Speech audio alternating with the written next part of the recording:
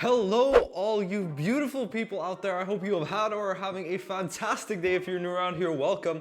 My name is Salim, the teenager who talks about teenage stuff because there simply isn't enough of it on the internet.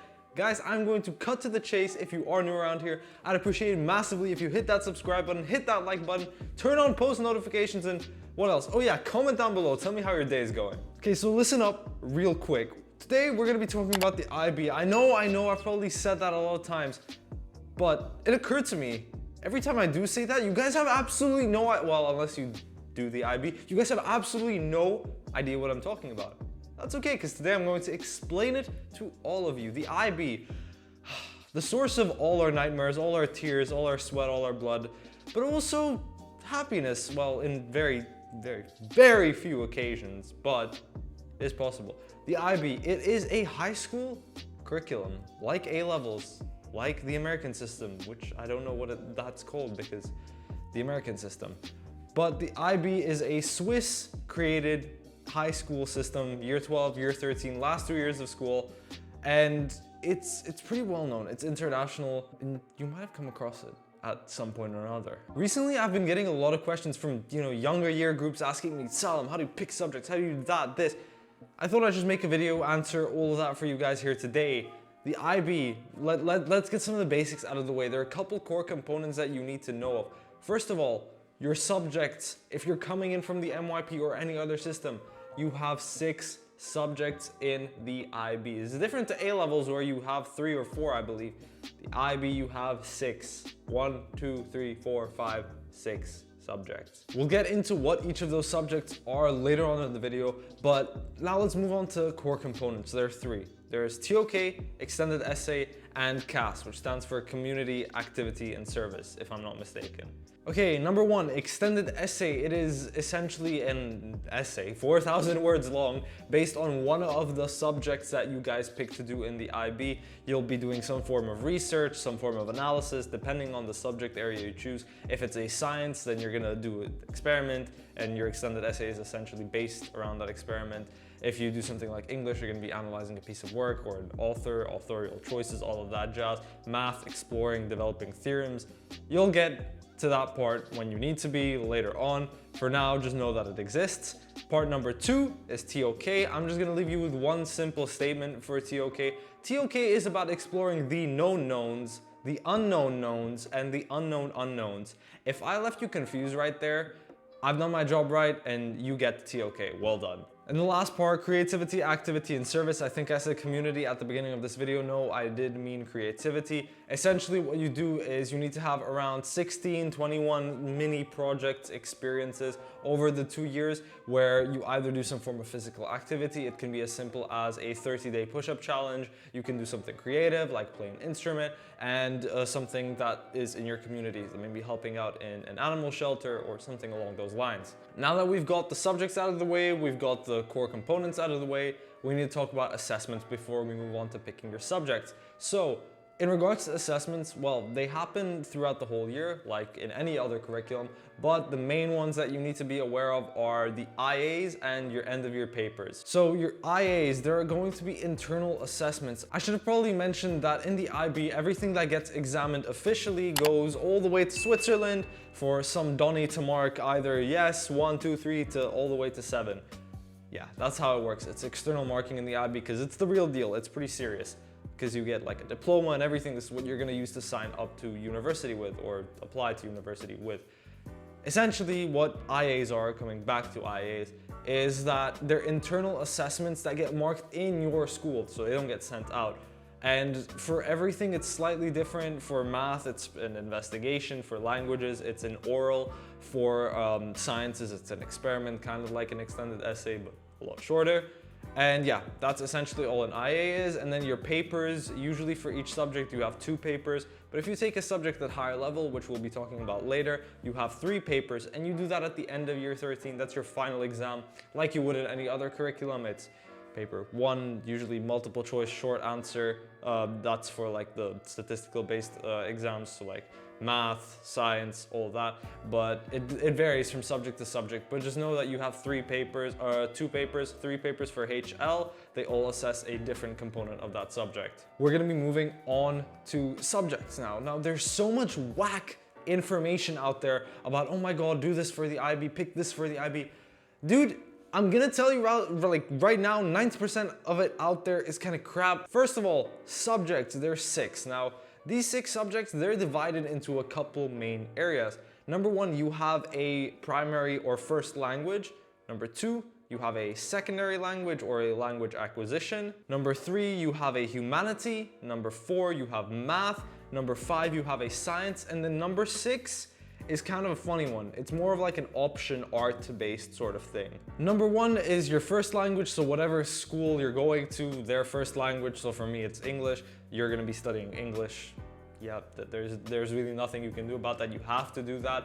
Number 2 is a language acquisition, so it's a secondary language. For me, it's French. You do have a second language, which you can pick depending on what your school offers. For me, it's Arabic, French, or Spanish. We used to do Italian. We don't do that anymore because all the Italian teachers decided to, go.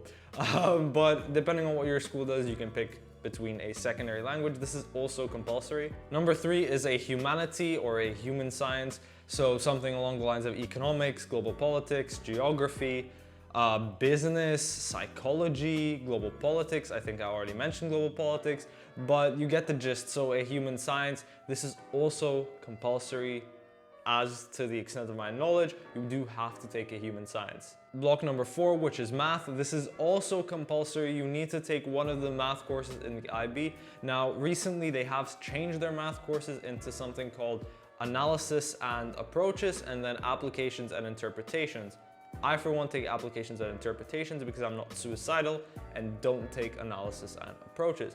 Analysis and approaches, the difference between the two is analysis is more like pure math, theorems, proofs, all of that. Applications, it's literally what it sounds like. It's worded problems and applying it into real life context. And I take that at higher level. Block number 5 is a science, also compulsory and required by the IB. This is where you can start to find some loopholes though. So of course you have your core 3 sciences. You have bio, chem, and physics, but you also have computer science, which counts as a science, and something called ESS, which is environmental sciences and societies, I think.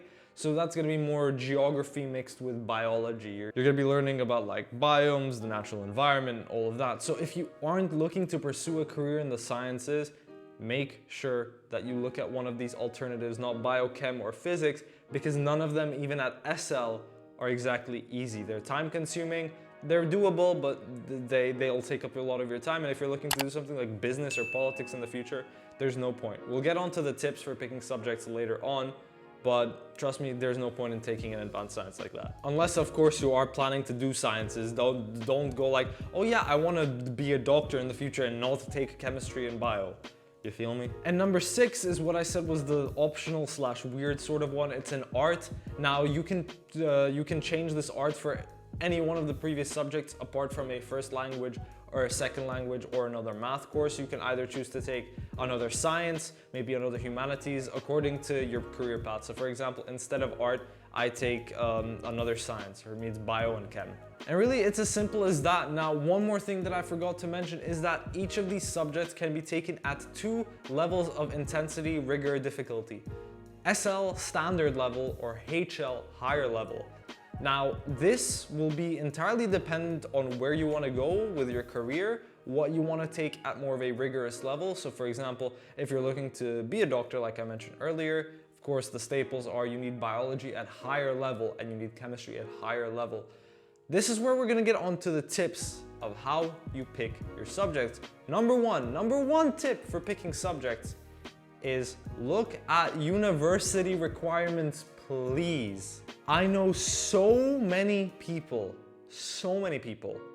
who have picked subjects without knowing what they want to study, or maybe they knew what they wanted to study, but didn't check the requirements. And when it came to applying to university at the end of year 12, beginning of year 13, they got kind of screwed over because they didn't meet the requirements set by the university. So it was a big problem for them. If you already know, if you already have a brief idea, it doesn't need to be concrete, but if you know that you want to be looking at a career in the sciences, maybe specifically like engineering, pick a university you might potentially be interested in. So like say University of Bristol, the UK.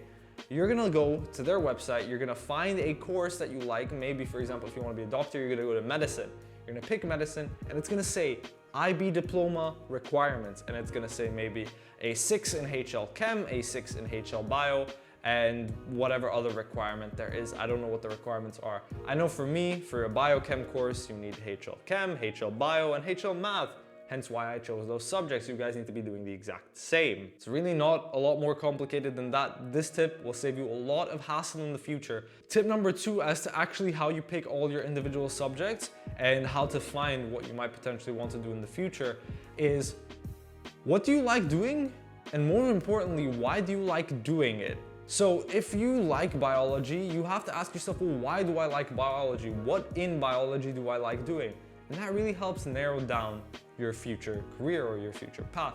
Say for example, really like human physiology and biology. That might mean that you could potentially be looking at something to do with the human body in the future. Maybe physiotherapy is an interesting route to go down. Maybe going the traditional route like medicine, that's also a super cool route to go down. So think, why do you like what you like in that subject? If you've always been a good builder, if you've always had a passion for physics, maybe mechanical engineering is the path for you. So see, it becomes a lot easier when you narrow down why you like a particular subject. So as long as you manage to do that, incorporate tip number 1 by looking at the university requirements for whatever course you might be interested in, it makes it a lot easier to pick your subjects. Now tip number 3, although tip number 1 and 2 were useful, tip number 3 is don't fixate so much on your subject choices. If you try and get them perfect the first time around, well, you're gonna be in a lot of stress. What's the point of being in a lot of stress? There's already enough stress in this world as it is. So don't fixate too much, mate. Like, it's going to be okay. You have a grace period at the beginning of year 12 where you can switch around subjects, try different things, try what you enjoy. That is the beauty of your first little bit in the IB. You can try almost everything as long as, well, you have a good IB coordinator and lets you actually switch those subjects to find what you're passionate about. Also, you have taster courses, or at least you should have taster courses at the beginning of year 11 if you're transitioning into an IB system and the school you're in already has an IB system. They usually do a taster like week where you get to try all the different subjects so you can see what you like. So don't fixate on your subjects too much, just get something down on paper according to the first tips I gave, the uni requirements and also why you like certain subjects. Okay guys, number 4, the last tip on this list. Oh my God, I don't know why I need to say this. Do not take unnecessary HLs. Please, for the love of God, do not take unnecessary HLs. For me, you won't take analysis and approaches HL math if you don't need to, right? Right? Yeah, you have that common sense. Do not take HLs if you don't need them. Do not take math HL if you're planning on studying politics or business. Do not take science HLs if you're not planning on doing something science related in the future. They take up a lot of time, especially if you're doing a relatively difficult HL. It's not gonna be fun. I don't know why I need to keep saying this. Don't take unnecessary HLs. That's the end of it. That's boom, done. End of story, period, dot. Okay, I just wanna end off this video, guys. For those of you that are going to do the IB, with a couple tips. Most of the information out there is either just wrong or not realistic. First one on my list, however, is you need to find some downtime. I know that's hard, and especially coming from a person like me who just sat at his computer doing work for 8 hours straight.